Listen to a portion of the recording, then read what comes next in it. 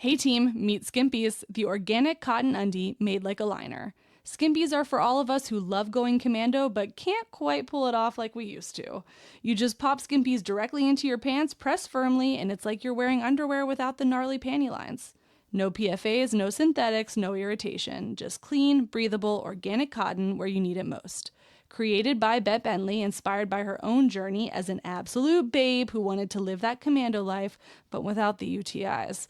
Go to skimpies.com to get started. Every peach deserves its day, and Skimpies is here to help make it happen. Skimpies, we just want to be in your pants. Hey team, and welcome.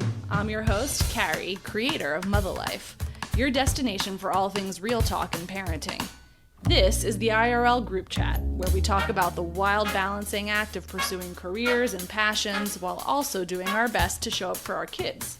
Join me every week as I sit down with some badass parents in my closet and we talk about their careers, kids, and relationships and all of the weird shit that comes up when you're trying to balance the seemingly impossible.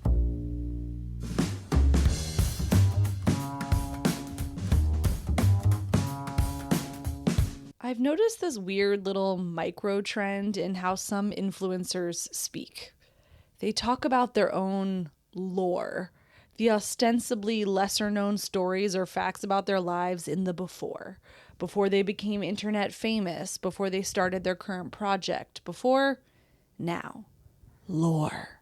And rarely do I find these people's disclosures worthy of such a word. Lore feels big, cosmic, events and circumstances brought to us through some sort of kismet. Lore feels like something that swirls around a person, is said about them, rather than something they divulge by themselves, not under duress. Maybe I've been reading too much romantasy lately, now that I think about it. Lore is why I get so giddy this week, when, as a footnote to our conversation after recording has stopped, I learned something about our guest over an email that, to me, feels like true lore material. Some sort of magical calling passed through generations and currently manifesting in today's guest. And she'd be the last person to ever bring it up. Definitely lore-worthy. Today's guest is, I think, the most grounded, creative person I've ever met. She both loves her family and her craft deeply and somehow balances those passions in a way that I think is very hard for people to do. She does it with calm and with grace. Maybe it's the ocean swimming she gets up to, I don't know, but I want what she's having. In part, I think she is who she is because of what she inherited from her family. Her mom gave her a love of creativity, but also a passion for being a present mom and a sense of what that truly feels like to receive that kind of maternal attention. From her aunt, she got a love of fashion. And from much further back in her family lineage, our guest today, a fashion designer specializing in a stunning Americana-inspired aesthetic that draws heavily on quilting, is descended from one of the most famous designers in American history. Betsy Ross. You know, the one who's credited with designing the American flag? That is lore-worthy. Kelsy Parkhouse is the owner and founder of Carleen, a clothing brand steeped in nostalgia and a celebration of American textile. Her one-of-a-kind pieces have been gracing runways, editorial shoots for Vogue, and the streets of big cities around the world since its debut in 2012. Her story, to me, feels like true lore, a slow and deliberate movement toward making and being who she was always meant to be, both in her parenting and her career. Enjoy. All right, Kelsy, welcome to the closet. I'm really excited to do this because you, in my mind, are both like someone who feels very comfy and familiar because we've known each other for a long time, and also you're still a little bit of an enigma.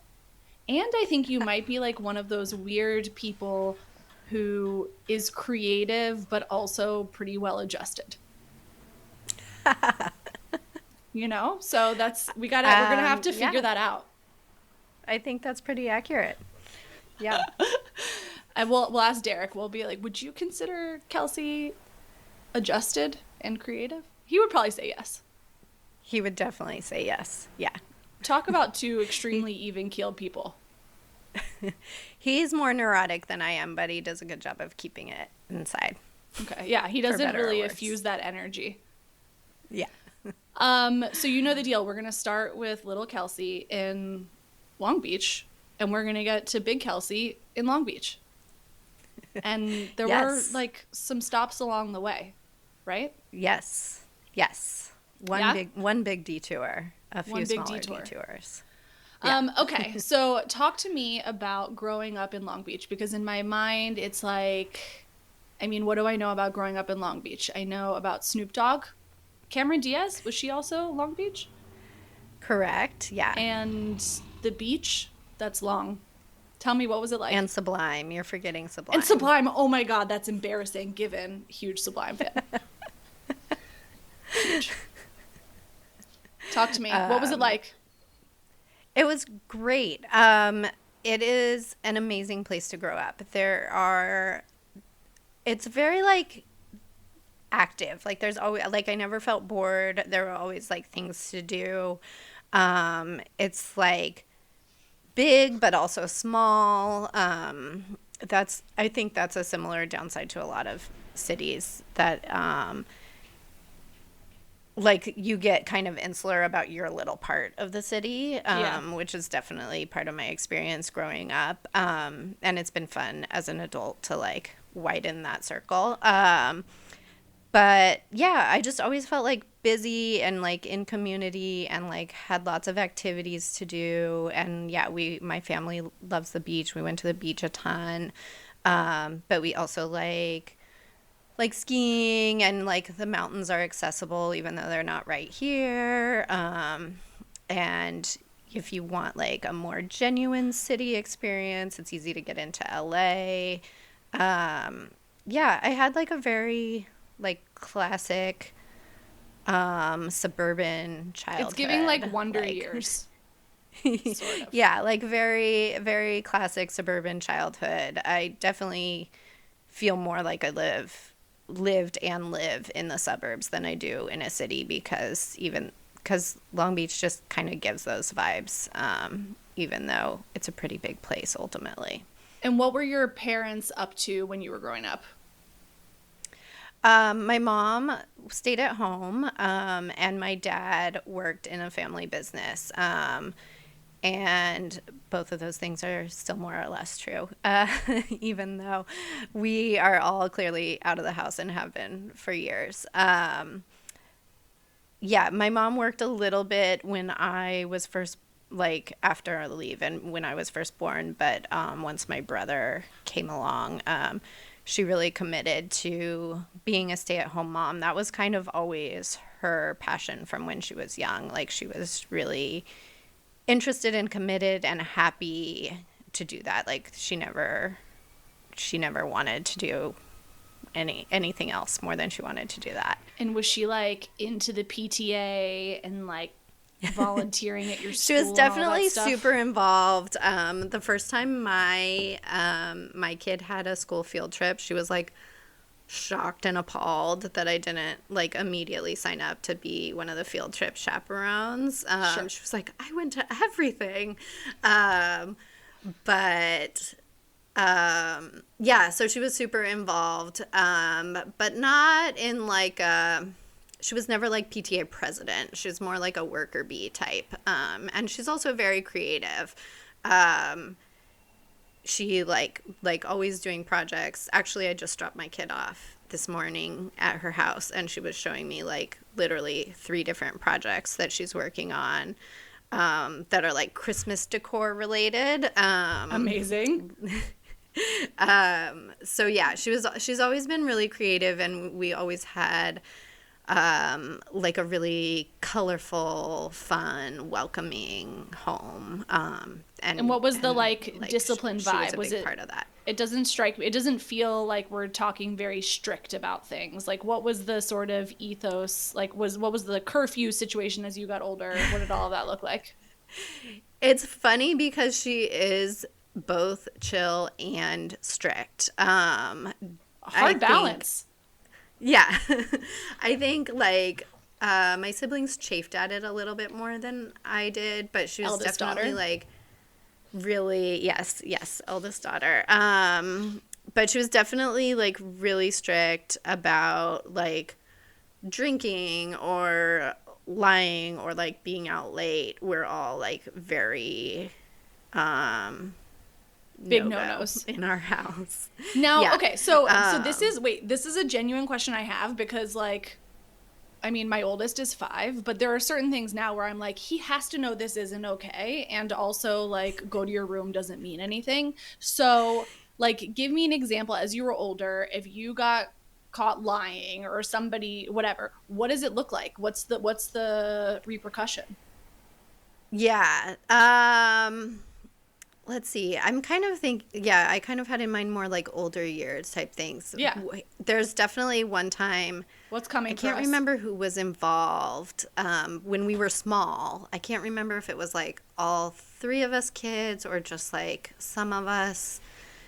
But anyways, we just like classic, like we got into some candy when we weren't supposed to, and we had like chocolate like still on our faces, and she was like, did you eat some of your Halloween candy or whatever it was? And we were like, no, no. And she just started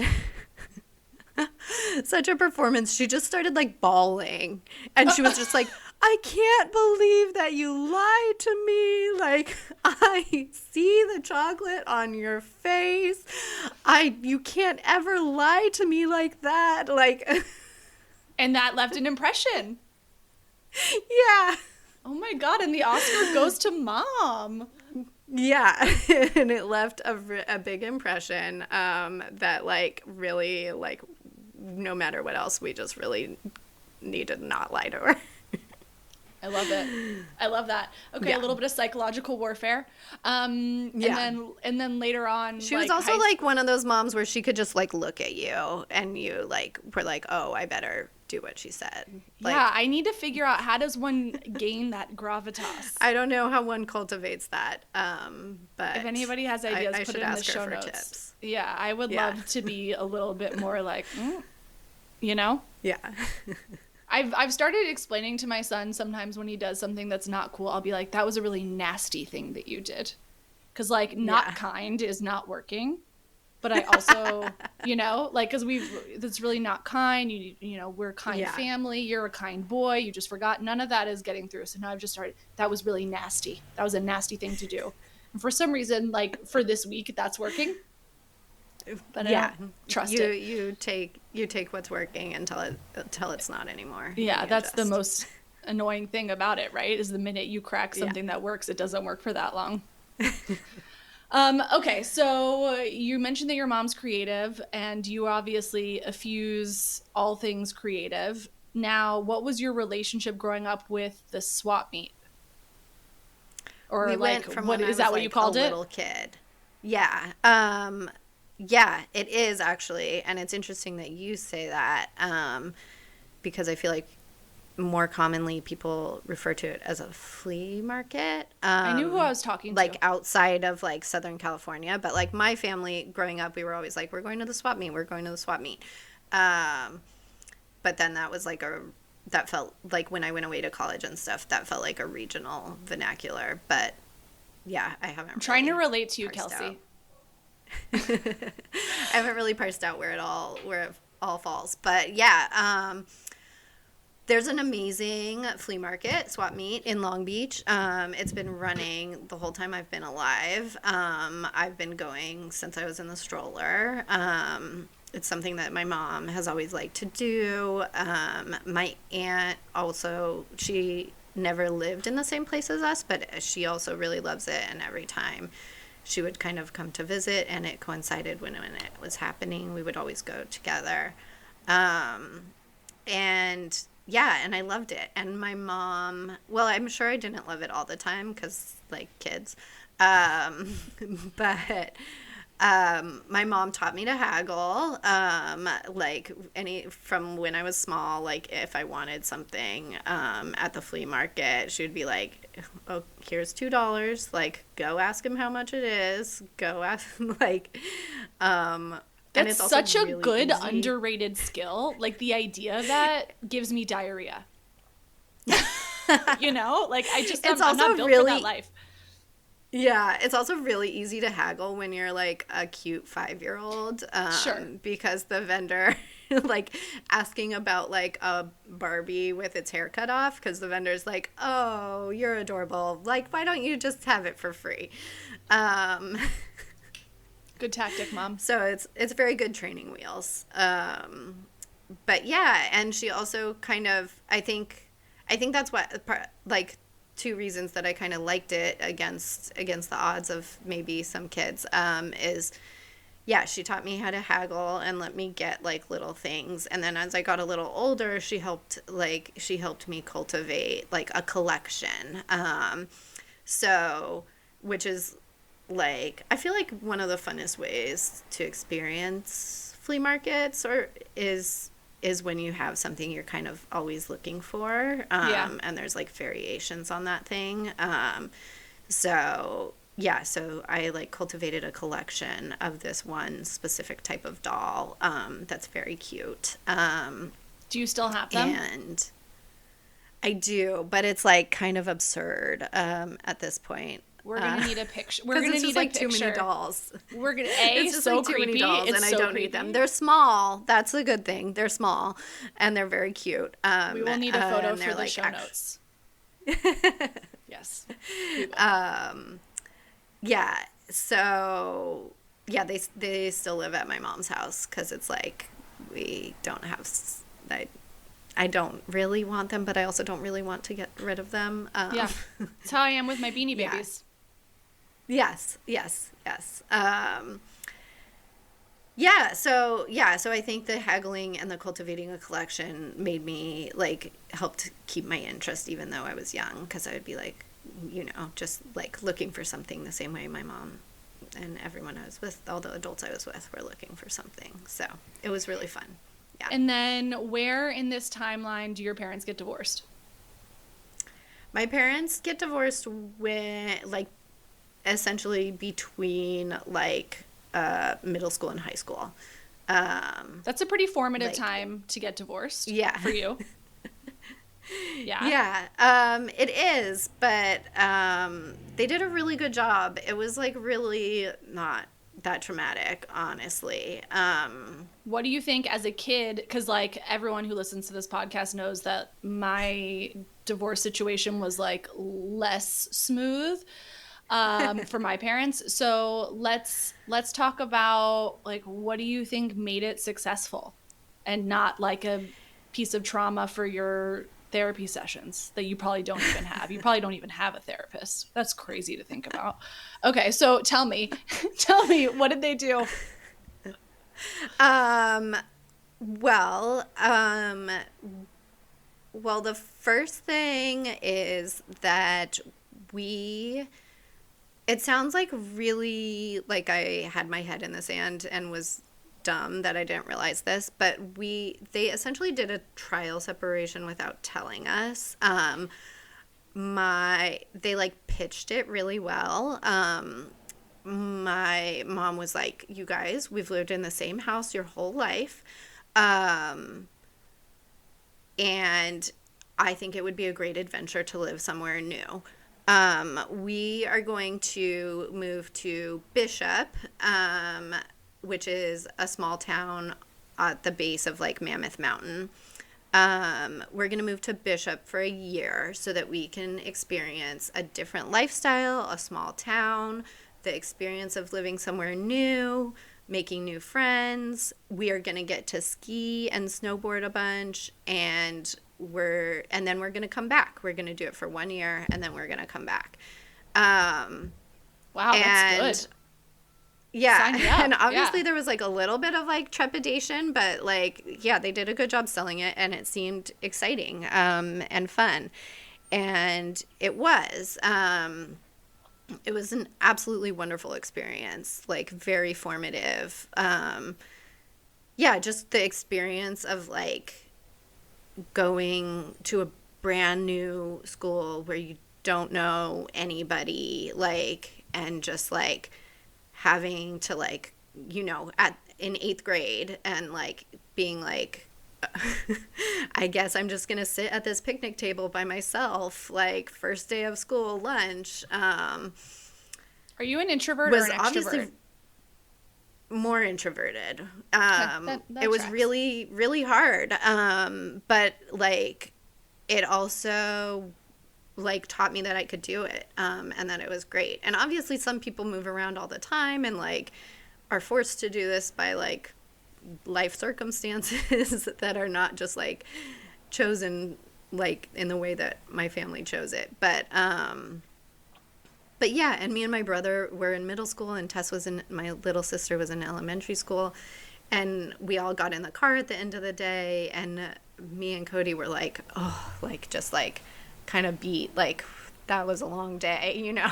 Yeah. Like, and my sister was in, I think, 4th grade, and she got in the car like all happy, and she was like, Of course. oh my gosh, I played with Susan and Jane and like blah blah blah, and they like dinosaurs too, and we made a fort at recess, and like my teacher is so nice, and she has a gerbil, and like blah blah blah blah blah blah blah blah. She was just like, everything is great, and we're like, oh, Tess, Classic you're in 4th youngest grade. behavior. Well, and Yeah. also just like the youngest is like happy to be here. Yeah, she was like, gonna make it work. and so I asked if Lily could like come have a play date this weekend. Is that okay, Mom? Like, Love and it. I was like, okay, so Tess has 6 friends, and I talked to 2 people today. But I did end up like making really, really good friends that year, and having a lot of fun, and yeah, doing a lot of things I wouldn't have done otherwise. But it's interesting because they chose And- to also move you out of your environment for this Yeah. test. I mean, I think that's kind of what made it successful. Because you couldn't really compare. Because it wasn't just like, I mean, or convincing, I guess, to us, was because it wasn't just like, oh, we're like going in the house down the road, like for no reason, you know. Yeah, so, and it also was convincing because, yeah, like my dad is employed in a family business, so it wasn't like that was just always the path he was on, and we always assumed that would be his job for his whole life. So So it I made feel like sense that's that he also wasn't part coming. of what made it convincing. It wasn't like he was going to move for work, like, ever.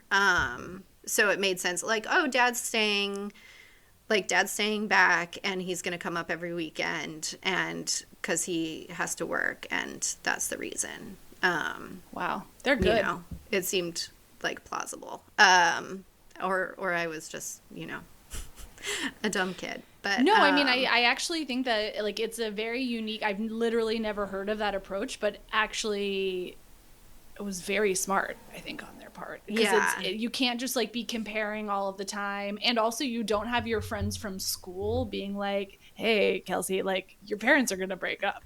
Like, you know that if you had been with your friends and like this was happening, they'd be like, "Writing on the wall, bitch, we got problems." But if you're in a totally new Yeah. environment, nobody knows that context and can't put in anything in your ear, especially 8th grade girls. Yeah. Forget about it. Like, they're not holding punches. Yeah. Yeah. So, and then kind of like at the end of that time period, they did the like sitting us down, and I don't really remember that much about it. Just very like classic, like, we both love you guys, but we're just not like prepared to stay together as a couple anymore. We were all devastated, of course. The hardest thing about the divorce for me was that it came as a surprise again, despite all this like evidence. I didn't have fighting parents. Like, there was never any evidence. Like, they kept their problems to themselves. There was never any evidence to us as kids that like anything was wrong, even before this move. So I think we were all somewhat blindsided, and that was hard. You know, I think there's some people whose parents are always yelling at each other, and then they're like, oh my God, like, I'm not psyched about this, but like, I'm glad I don't have to be in the same room with them anymore, you know, like with both of them anymore. So there wasn't that. That was like literally the hardest part. And then once they told us, they basically were just like, here's the new plan. Like, this, like, we're going back to our original house. Dad got a house like 6 blocks down.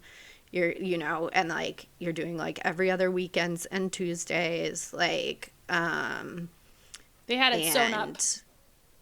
Yeah, Everything it was was already like all the decisions were like already made. And there was very little to no like adjusting from that point forward.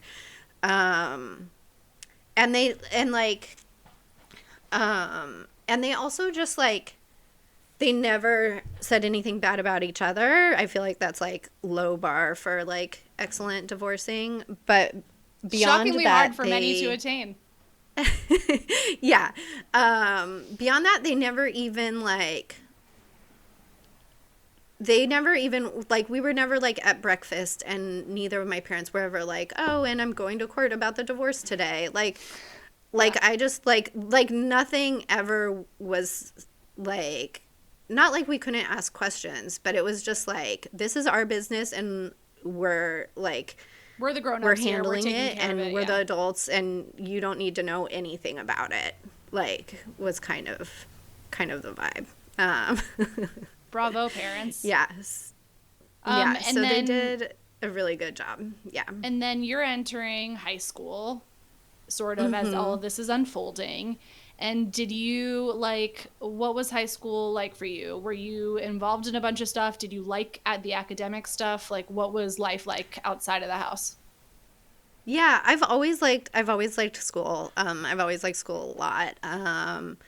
And I had a great high school experience. Yeah, I had good, challenging classes. I was on the swim team. A lot of my, like, friend making happened, like, swim team related. What was your event? I was a distance swimmer. Same. I would do, like, the 200, 500 freestyle type events. Yeah. I didn't know you swam. I was a big time swimmer. I actually swam into adulthood. And then I started doing like open water swim stuff. Oh, so cool. But when I did the distance swimming in high school, I will never forget. I don't know about you. Everyone has a different thing, but I would just get like a song stuck in my head and just sort of sing it on repeat in my head while I was going. And it was almost always, I'm a Barbie girl. Barbie girl. I have no idea why. It's not like I must have just been on the radio a lot, but I would just sing the song on repeat. That's for really the whole funny. 500. Okay, so well, if you ever want to come down to Long Beach and swim, I do. I have a little ocean water swim group that meets so like once a week. You're so cool. Of course you do. Do you wear a wetsuit? No, I'm trying to do one more swim this week, and then I'm taking the winter off. But it's fucking cold. It's the Pacific Ocean. I do. It is cold. Yeah, it's kind of a cold plunge / swim experience, but also it seems like nothing compared to people who cold plunge in like Maine. So, yeah, but like nobody's trying to be like that, or at least I'm not. I mean, people are trying to be like that. I have considered jumping in we have a pool. I have considered, like, if I just jump in my pool, does that count as a cold plunge? And it's not heated? Yeah, I think probably. So. Feels cold. Seems cold. Okay, so you've got swim team, you're into the academics piece. Did you know that you were like destined to do something creative with yourself?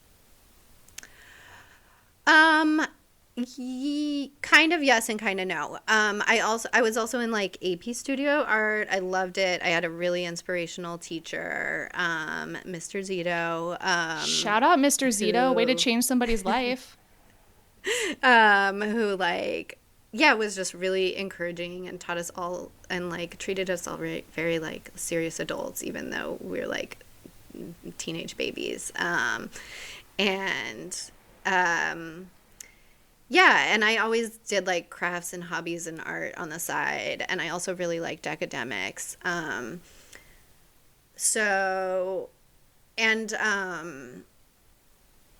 Like academics, like college as a career, as like a path, isn't like something that was super big with any of my parents or like aunts and uncles or anything. Meaning, like, there wasn't an So expectation that, like, you must go to college. no, like they didn't really go. Yeah. Like my dad went to college but didn't graduate because he just like didn't need. He just wasn't that motivated and He had a didn't need plan. to He had a 'cause he path. had yeah. And my mom didn't go to college and I had aunts and uncles who went to like trade schools and like secondary education, but not kind of like the traditional 4-year college path. So I was very supported in academics and my parents were very encouraging. But I feel like, you know, if you haven't like been through the system, you're not like an expert on it. And I don't even know if that's the reason. But when I was like applying to colleges and picking a college and going to college, I kind of like maintained this idea for a while that you could just like get like a liberal arts degree. Like, and that was kind of what I wanted to do. I was like, I like everything. Like, I like history. I like English. I like, so, and then like, I realized that I needed to pick a major. So yeah, but this was supposed to be related to the creativity. Anyways, I really liked art, but I didn't want to go to like art school because that felt like too boxed in. Yeah.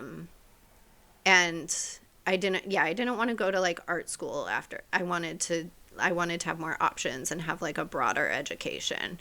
So I ended up going to NYU where we met. And Go Fighting Violets. and I dabbled a lot before like settling into a major.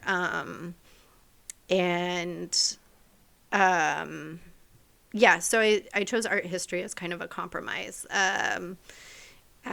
Or not a compromise, but like an intersection of interests since it was like more academic, but also art. Yeah, that And actually then seems perfect. Yeah, and I also took like as many classes like on the side as I could in like other majors. What was your relationship to sort of style, fashion up until that point? Long Beach is also a very casual city. So Like shoes optional casual. yeah, like flip-flops 12 months of the year casual. So Long Beach is also a very casual city. So that was I kind of like and we wore a school uniform, not like a private school like pleated skirt uniform, but like a very strict dress code school uniform. And so there wasn't like a lot of room, but we always my family, we always like went hard on the shoes. So I would have like lots of very colorful shoes to compensate. But anyways, yeah, Long Beach is a very casual city. And there's not a lot of reasons to get like dressed up. My mom has good style and always like presents well. And my aunt has also been very like formative for me. She has incredible style and she actually studied design, fashion design. And she lived in New York City and she would come to visit. Or she lived in Westchester, but you know, to me, When you don't live in New York, yeah. She's in the big city. And we would go to visit her and she would take us to Broadway shows and we would all get dressed up for it and she would come to visit us and she would have these like beautiful cashmere sweaters and like beautiful like skirts and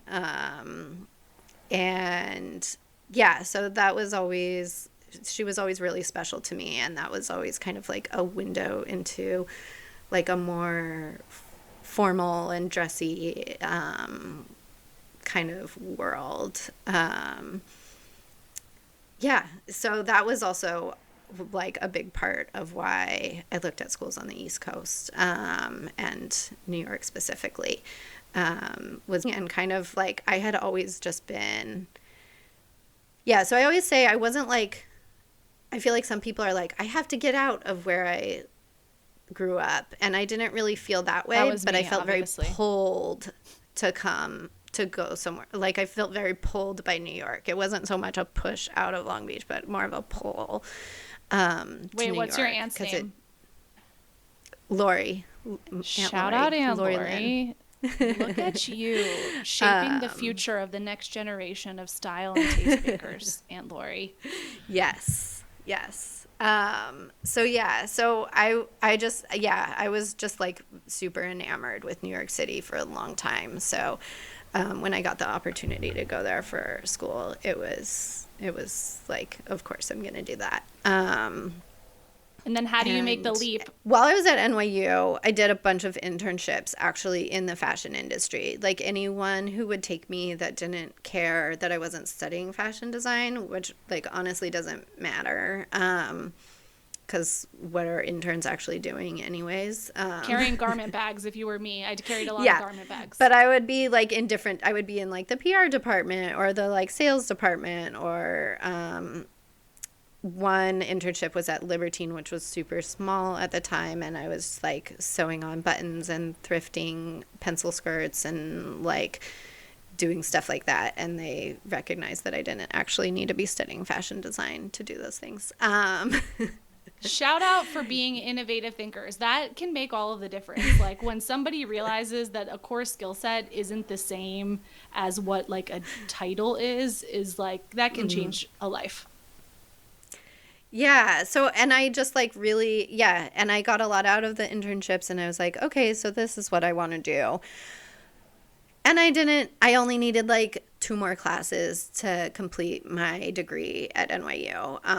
So I completed my degree and graduated, and then applied to design schools and went to Pratt, where technically I was a transfer student because all of my credits from NYU transferred. So I only, because that's like a 4-year degree at Pratt also. And like there's like an art history requirement. Like I didn't have to take art history classes because I had just completed an art history major. So I didn't have to take any of the general education classes. I only took the fashion design classes. And so I wasn't able to complete the degree faster because of sequencing, but I was like a part-time student for most of the 4 years I was there, because I was only doing the fashion courses. Wait, where does Derek enter the picture? Oh, like a long time ago. we can't miss out on what is one of the longest relationships I know of. Yeah, we met freshman year at NYU, and we got more serious like sophomore year at NYU. So we've been together a very, very long time. Yeah. And what's interesting, which I guess I hadn't really thought about before, but like Derek's an architect, you're a designer, and I think we talked about this before, but I used to think I really wanted to be a fashion designer, but I actually don't have the technical brain for it because it is actually really technical. I don't have. I just saw a meme about that the other day. It was like, I wanted to be in fashion because I don't need to do math, and then it was like showing all the math you have to do. So much math. It's so much math. And it's so much like abstract conceptualization things. It's like chess. I love it. And it turns out I just like love to be a consumer and observer. Which is great. But yeah, you need consumers. Yeah, I need consumers. But you guys probably actually have a lot of shared ways of your brain working, right? Yeah. Yeah, I think we have a lot of same ways of working and same ways of understanding. Sorry, I'm distracted by the street sweeper. I don't know if you can hear it. If my kids were there, they would be thrilled to see a street sweeper. It's an exciting one. Yeah, and I think both Derek and I, for like better or worse, were attracted to like fashion design and architecture as like arts that are professionalized a little bit. So it's not just like being an artist. There's like a specific prescribed outlet and pathway. Yeah. Yeah, I think like just if I was like I'm gonna be an artist, like that would have been like way too loosey goosey for me. Eldest And daughter. I also really like the problem solving aspect. Like we were like I actually kind of like the math that's involved. Like I like figuring out those puzzles. Now, what So did you yeah, and it Derek ended up see in being each great for other me. at age 19 I just or thought he was 20? cute.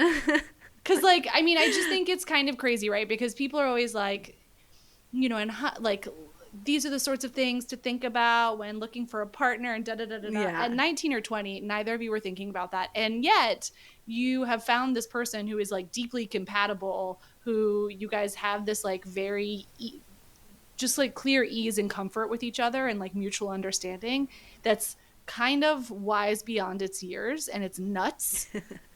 And then you like have gone on to live a whole ass life and have kids together. It's kind of crazy statistically that worked out for you guys. It is crazy. It is crazy. We had like a randomly assigned freshman year or sophomore year roommate who was like all about her high school boyfriend. And we were all kind of like, why is she so serious about this? Like, it's not like he's going to be her husband. Meanwhile, I'm like with Derek, like what, like there's no difference between like your high school boyfriend and my like early college boyfriend. Do we know if like, they stayed it's together? the same thing. Did they stay together? Do we know? I mean, I haven't checked in a long time, but as of last check, yes, they were. Aww. Sweet. Well, we wish them the best if, regardless of Yes. where life has taken them. Okay, so you guys like randomly kismet find each other, have these like shared interests and ways of thinking about the world. I forget, where is he from? I mean, I think we grew up together a lot. I think we did have we did and we do have similar interests, but part of that is from our nature, and part of it is from spending so much time with each other for a long time. Like, what do you guys fight about? What do you argue about? What do we fight about? Like money? Don't all couples fight about money? Yeah, sure. Yeah. Is it like somebody's more of a spender and somebody's more of a saver, or like no? It's like somebody thinks we don't have enough and somebody thinks we do have enough. Oh yeah. Very common around here. We don't like. Do we need to be stressed or do we not need to be stressed? Does he think you should be stressed? Yeah. I think that's a little bit. He likes to be stressed about a lot of things. Yeah. So does my guy, and I wonder sometimes like he says to me like it's hard for you to understand because I have this like innate feeling that it's my responsibility to be the provider. Even though like we're a team, and even though like for the first decade of our relationship you were the breadwinner, like now that we have kids especially, like I just have this feeling that this is like my responsibility. Yeah. And I guess I can't understand that because I think of myself as completely capable of figuring it out if it needs to be figured out. Yeah. Interesting. Yeah, that's definitely a pervasive societal construct that I think worms its way into a lot of brains, whether they want it to or not.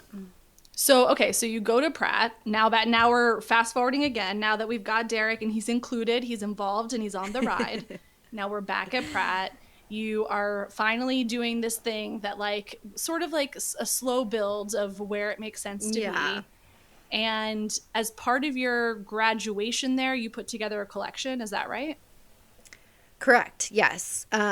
So when you're a senior, you put together a thesis collection. You spend the whole year, both semesters, doing it. And then the way it worked there at Pratt and when I was a student was that there was then a jury that you presented your collection to. There was a jury, and then the jury chose, there wasn't like a set number of students, but the jury chose however many students they thought like cleared the bar of like being good or something. I don't know. Readiness, commercial readiness. Yeah, to present their thesis collection in a runway show. So the entire graduating class does not show in the runway show, but a portion of the students show in the runway show. How many people did your year? And I'm sorry? How many people did your year showed? Oh, I don't remember. I feel like probably somewhere in the like 12 range. Okay. And how many looks are we talking? They've expanded it. When I was there, I think it was 8 looks, 6 to 8 looks. And it's more now.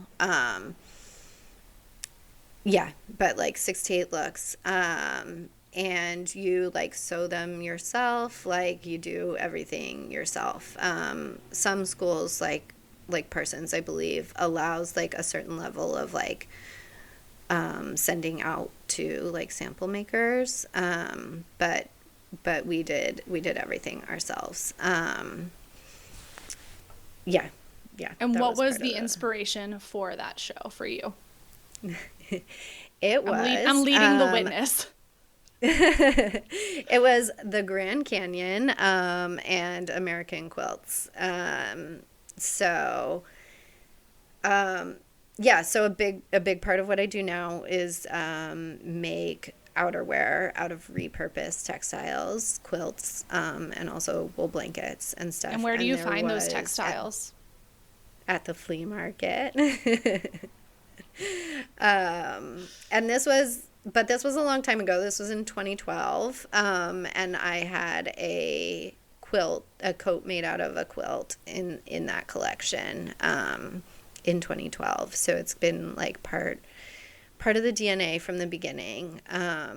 And I won an award for that collection, that came with a monetary prize.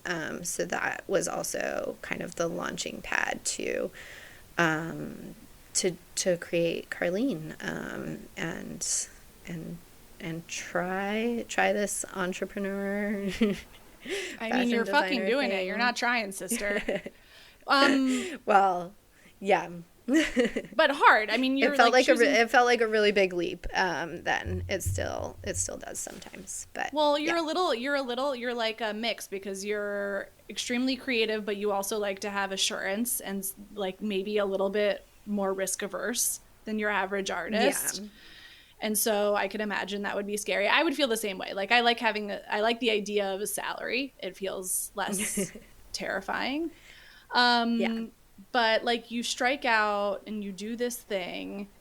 And I also had other jobs. Like what were you up to? For a long time. It's only very recently that this has been my only job.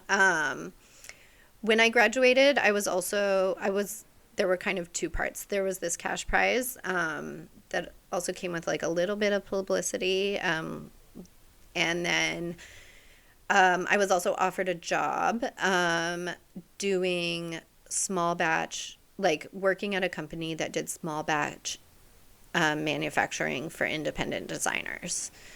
So that job, and my boss who hired me knew me from an internship. That job kind of gave me the education in everything that I hadn't learned in school, like how to actually like meet and interact with factories, and actually get your stuff manufactured on the timetable you need it manufactured on, and like what vendors to go to for zippers, and like just all the things you need to actually execute, and make more than one of something. Now, so that what was point? A really important component too.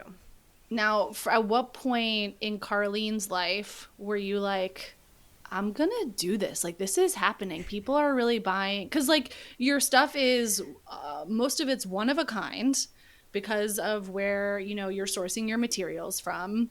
It's also a very specific design aesthetic.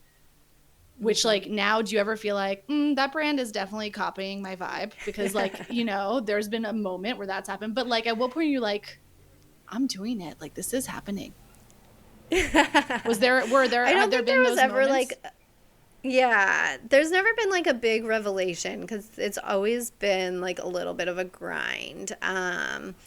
It's kind of just, like, leveling up a little bit, leveling up a little more, leveling up a little more.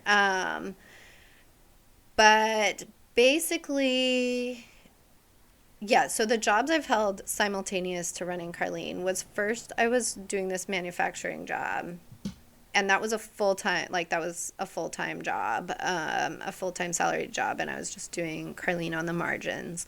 And then when that became unsustainable, I then worked as a shop girl for a lovely jewelry brand called Erica Wiener. And so that was like more of a weekend part-time job, and I was able to devote more time to Carleen. Wait, is Erica Wiener the one that like has like lots of sort of little like charmy mismatched kind of like interesting little pieces? Yes. So she's like she's sort kind of of like your jewelry sister. yeah, she's like made the move. Definitely true. In kind of our era of New York, she was doing more like charmy stuff, and like miniature pocket knives, like on necklaces, and like, but she kind of moved from there to doing some vintage engagement ring business, and then also now she's kind of moved away from that, and she's just doing like really cool, really nice antique jewelry. We're still pals. Shout out Erica. So I was a shop girl for quite a few years, which gave me a lot of freedom to do as much as I needed to do at Carleen, but also have an income coming from somewhere else. And then I then started teaching fashion design, pattern making at Pratt, and that was really the dream combination, because I was older, it was a little more serious than like working at a shop, but it was also like 2 days a week, and I still had plenty of time to do my other things, and also like have a life. Like basically I stopped working at Erica Wiener because I had been like enough years of like not having weekends off when like my boyfriend and my friends did. That's fair. So we got to have the balance. Yeah. So I was teaching at Pratt, and I really loved it. And then I moved to LA for just like a change. And I was able to get another teaching position there, and I taught at Otis. And then the pandemic happened, and I was not very interested in pivoting to Zoom teaching. And also after like an initial freak out, my business actually ramped up. So it was, and I also had a small child. So like kind of the combination of all those three things is what made me make the leap to only having one job, and not having two jobs. We have to, and I warned you I was going to do this. We have to take a moment to discuss Project Runway. Have you ever seen it?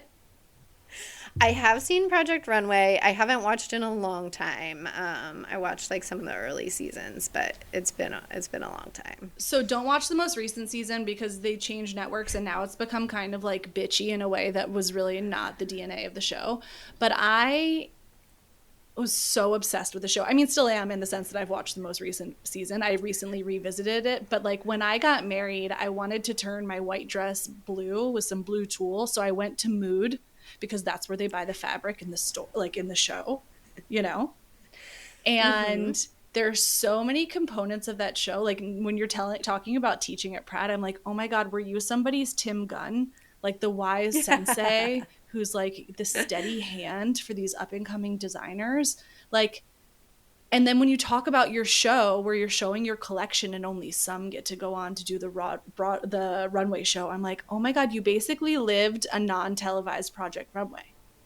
Now, the only question is, there can be some cattiness, some drama, some whatever in the fashion world that I think is particularly pronounced. And I think that's changed as the space is diversified more and there's more spaces for differing voices. But in your experience, have you come across any of that part of the culture? I know that it's obviously distilled on Project Runway, but like I experienced that as an intern in fashion, that like there's sometimes like the vibe is not immaculate. Not immaculate. An understatement. I think I've been spared from a lot of it just from working for myself. Like that's one of the best parts and also the worst parts of being self-employed is spending a lot of time just solo, or with like a very, very small team. So yeah, I feel like I've just been insulated. Honestly, it's just not my personality also, but I've been pretty insulated from it because I haven't had a ton of coworkers. Like I would kind of love to see someone step to you, because I don't think you would receive that. I think you would just kind of like be confused and be like, what are you doing right now? Yeah, pretty much. I think we need more Kelsy's out in the world, perhaps. Okay. Yeah. That's an interesting take. Thank you for your hot take on that.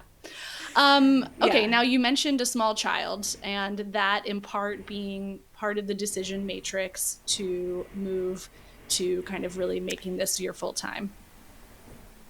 Yes, definitely. Talk to me about becoming a parent. Any surprises? Being a parent, being a mom is, kind of a full-time job. So it kind of felt like I had 3 full-time jobs, and that was a little bit too many. So so the easiest one to let go of was the teaching job, even though I did really enjoy teaching. So teaching was the easiest thing to let go of, clearly, because the other 2 are both kind of like my babies. So then I got to focus on just parenting and running Carleen. And were there any mind fucks for you when you became a mom? Yeah. I mean, well, like you had this mom, right? Who everything? Like you mentioned your mom was like sort of like, this is really what she wanted to do. This is really her life's work. And at the same time, like you might have some of that in you, but you also have this other professional aspiration and baby. So like you're not exactly like her. So how did it all square out? Yeah, I definitely like wanted to have a kid and was excited to have a kid. But like ambivalent seems too strong, but I definitely could envision both life paths for myself. Like I could and I still like can, even though I don't want to go back or anything, but like I can envision a timeline where I like didn't have kids and I'm perfectly happy and have like a very fulfilling life, and but that's not the timeline I chose. But I wasn't like a deep like passionate like must have kids as soon as possible. It was more of like, yeah, I think we want to do this. Like, I guess might as well be now. We're not getting any younger. We're not getting any younger. Those ovaries, they got an expiration date. Yeah, so first came Birdie, and then I was really, again, like really thought that might be plenty for me. She's great. It's really fun. I wasn't really that into the idea of like being pregnant or giving birth again. Yeah.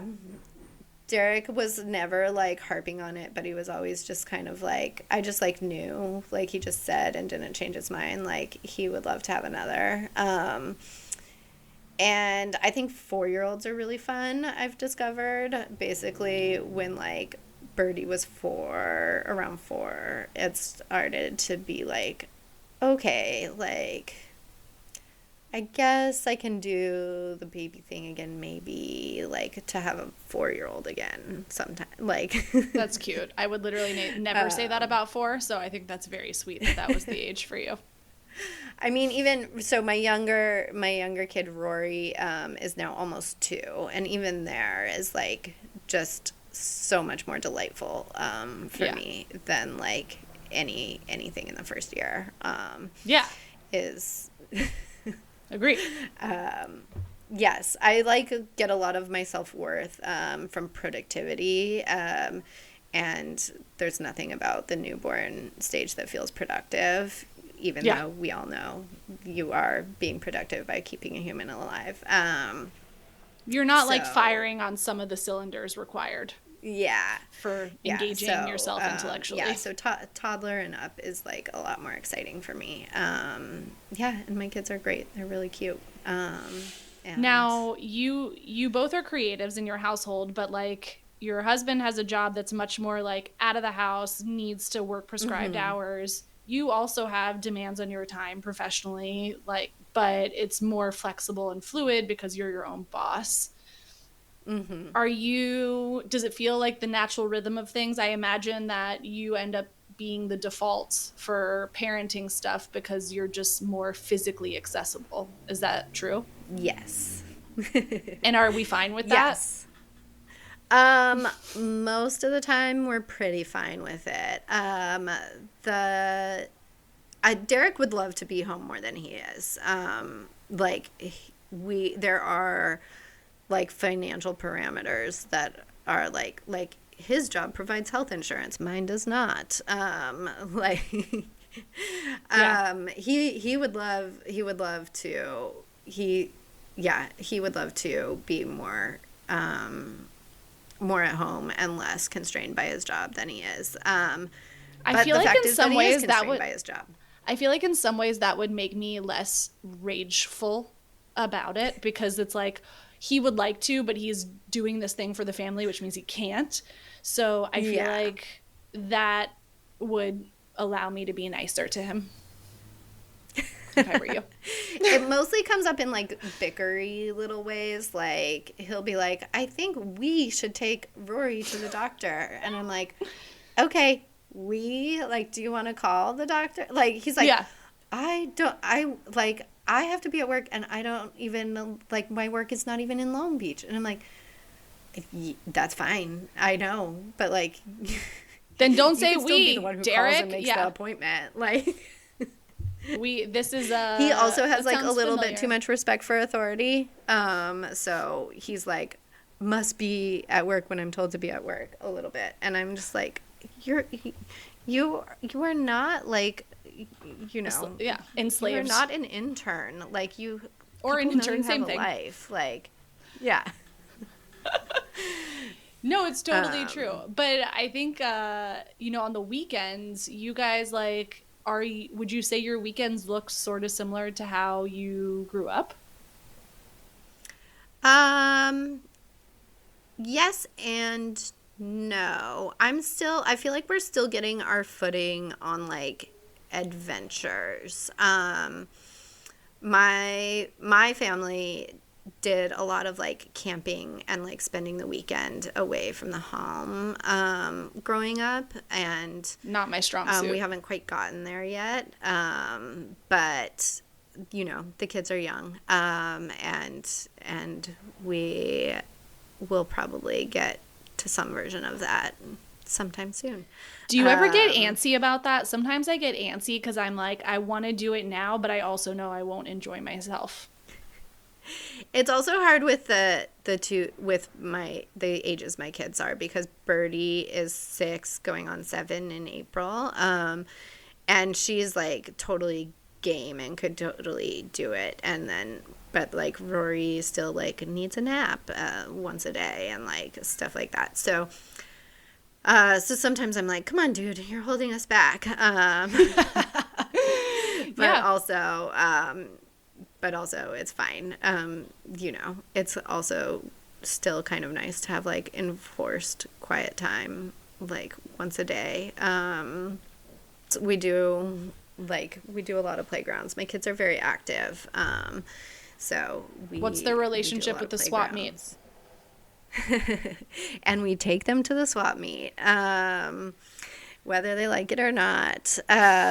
Birdie, like, again, just like the ages that they're at, they're kind of like it was easier like a year ago when Rory was just content to hang out in the carrier, and Birdie's like in the wagon. Basically, I just give them lots of snacks. That's that's my coping mechanism. I just the only like way give to them survive. a lot of snacks and put them in a wagon, and yeah, we do our best. Well, what I love about this story is it starts with the swap meet and it ends with the swap meet in so many ways. Just this thing that like something that you experienced in childhood was so formative for you, sort of subliminally, that it ended up shaping like a core part of your creative expression to now like you're exposing your kids to it in a really organic way. And they get to be a part of your sort of whole creative world because you are at home. Your studios, is it at home or somewhere else? No, it was, but it's not anymore. Yeah, but it's in Long Beach. Yeah. It's amazing. Yeah, it's super fun. I feel like I get the best of all worlds. The last question I want to ask you before I let you go live your very busy life is, what would you say to people? We're in this like interesting time, I think, in fashion and consumerism where we're both like the Amazon.com dupe for things era, and also people are trying to spend more in terms of small business, statement pieces, investment pieces. What would you say to people who are trying to balance those two worlds as somebody who very much sits on one side of it? I do. I very much sit on one side of it. But I mean, I also like this. It's also very like the shoemaker's children have no shoes. I don't have a ton of budget for shopping. I mostly just like get the benefit of the employee discount at Carleen. But I've seen, yeah, I've been doing this since like 2012, 2013. I've really seen in my friends and family and my immediate circles how much just their proximity to me has changed their patterns of behavior. Obviously, I'm not taking in complete credit, but like just the knowledge of like knowing someone doing what I'm doing and participating and being a customer and a supporter and friend and family. I've seen it like trickle out in lots of ways. Like most of my friends and family who shop with me are not like have transitioned away from shopping with some of the obvious like big box culprits, and will still sometimes like doubt, are not hardline about it, but have really shifted a lot towards just more considered. Melanie, Caitlin, we're talking about you guys. Yeah. I mean, you really know how to cultivate a brand ambassador. I know. They are definitely top tier customers, and frequently sending me selfies wearing like multiple things from multiple seasons. Yeah, and it's really, really fun. But fun. I really like that point is like, just as sometimes seeing how the sausage is made in fast fashion can really turn you off when you know where this is coming from and what it is doing to certain kinds of people who are making your clothes. The other thing can also be true, or can actually be a really inspiring thing if you get engaged in a certain brand that you like, or a certain maker that you appreciate in some way, and actually starting to appreciate the craft. It's almost like going to the swap meet and knowing that you're looking for something specific. If you start to think about your fashion and your consumer choices like that, it becomes maybe a little bit more of a rewarding experience, making it more of a game rather than just like a constant feed of Fisher-Price crap in my house, to use an analogy from childhood. Yeah, and I feel like that's what I try to do on like a bigger brand level too, is I'm not frequently or ever like bashing other brands and other choices. I'm just kind of like lifting up the things that I'm excited about, and hoping that yeah, I'm trying to lead more with inspiration and excitement and not with the sad stuff. Downplaying other things. Yeah. Well, I had so much fun talking to you, Kelsey. I'm excited for people to check out Carleen. You are the real fucking deal. Like, you're the real deal. Thank you. I don't imagine that you would ever submit to be on Project Runway, but if you ever want somebody to say in like a little bit of a German accent, like, in fashion, one day you're in, the next day you're out, just call me and I'll do it for you. And I'll say, Kelsey of Carleen, you're in. I mostly have so much sympathy for the contestants on Project Runway. I'm like, you have been asked to do something in 12 hours that usually takes 12 days. Like, it's like no wonder that your hem is like taped up with a stapler. It's fine. Like, she's an understanding queen. Give them shit for stuff like that because they like give them no time, and then they're like, I can't believe you didn't finish this. Well, I personally am hoping that I can continue to, or start to, really build more of a platform for Carleen. Whenever my first red carpet comes, you know I'm ready to be dressed head to toe in a quilt. But awesome. This has been such a pleasure. I'm ready too. We'll go swimming in a really cold ocean sometime. Yeah, seriously. Team, I need your help. If you love it here, please like and leave a review on your favorite podcast platform. Subscribe to the Substack for full access to this episode's show notes and join the discussion. And of course, follow me on Instagram at mutha, mutha.life for a daily look at all things mother. Thanks for listening. Be sure to tune in next week for another Chat in the Closet.